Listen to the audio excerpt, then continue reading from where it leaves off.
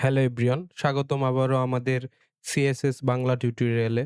তো আজকের এই ভিডিওতে আমরা সিলেক্টর গুলো সম্পর্কে একটু আরেকটু বিস্তারিত জানার চেষ্টা করব।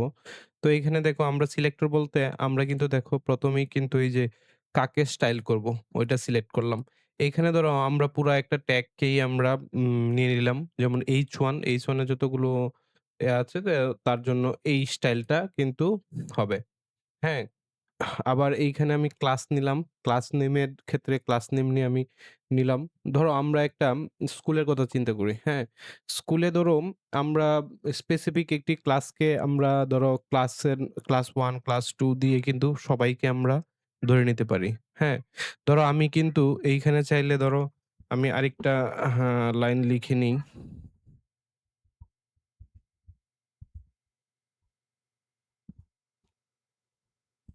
ধরো এই লাইনটাই আবার এইখানে দিলাম। হুম?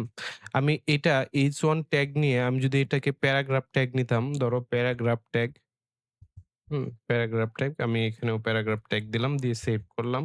সেভ করে দেখো এইখানে দেখো প্যারাগ্রাফেও কিন্তু আমার এই যে গ্রিনের যে স্টাইলটা, গ্রিনের মধ্যে আমি যে স্টাইল ব্যবহার করছি, ওই স্টাইলটাই কিন্তু এইখানে প্যারাগ্রাফ টেক্সটের মধ্যে আছে। এখানে কিন্তু আমাদেরকে এই যে ফন্ট সাইজটা নেয় নাই। কারণ হচ্ছে গিয়ে এটা হচ্ছে আমরা ফন্ট সাইজ কিন্তু এখানে সকল H1 এর জন্য আমরা দিয়েছিলাম। হ্যাঁ? তো এইখানে ক্লাসটা তুমি ধরতে পারো হচ্ছে গিয়ে তোমার ধরো ক্লাস 1, 2, 3 সকল ছাত্রছাত্রীদের জন্য। এখন ধরো তুমি স্পেসিফিক একজনকে তুমি করতে যাচ্ছ। ধরো আমি এটাকে আবার কপি করে এখানে পেস্ট করলাম। এইখানে ক্লাস নামে আমাদের যেরকম আছে তেমনি কিন্তু আমরা আইডি নামে একটা ট্যাগ আছে। আমরা ওইটাকে ব্যবহার করতে পারি। হ্যাঁ?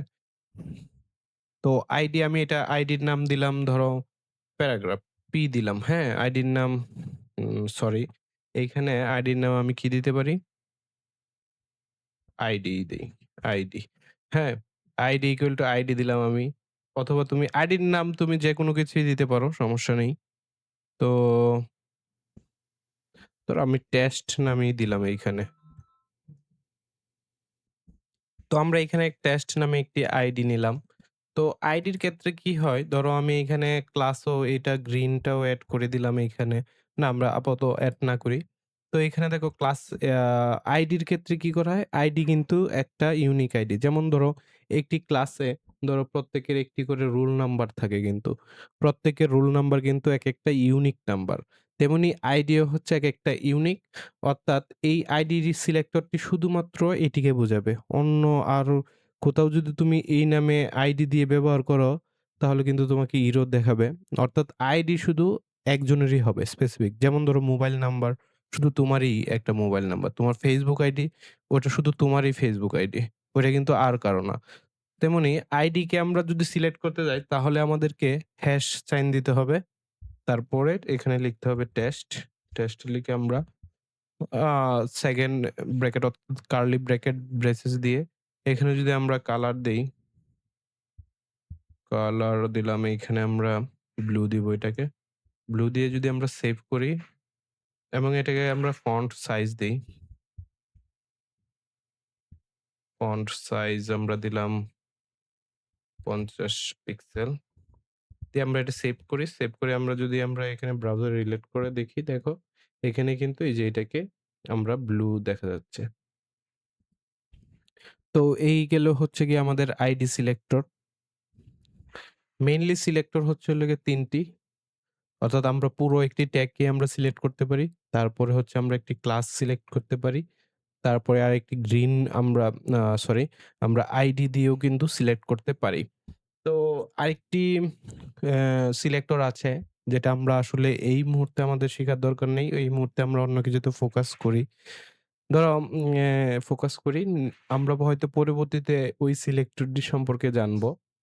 তো আমরা এখানে চাইলে কিন্তু যেমন ধরো আরেকটা জিনিস দেখাই, ব্যাকগ্রাউন্ড কালার দিতে পারি।